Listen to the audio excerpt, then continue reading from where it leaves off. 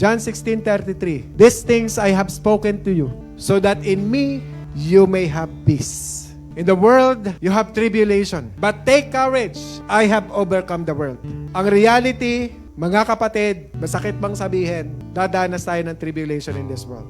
Hindi talaga mawawala kahit kailan ang problema sa mundo. But sabi niya, pangako ng Panginoon sa atin, but take courage, I have overcome the world. Pinagtagumpayan ko na ang mundo para sa iyo. Ang Panginoong Hesukristo mismo ang nagsasabi na sa kabila ng paghihirap na dadanasin ninyo, sabi niya, magpakatatag kayo dahil pinagtagumpayan ko na ang mundong ito. Kaya kung kayo po'y hirap na hirap sa inyong mga problema, kung kayo po'y pagod na sa inyong mga pinagdadaanan, kung kayo po'y hirap ng isipin yung mga nangyayari sa bansa natin, tingin lang po tayo sa ating Panginoong Hesus.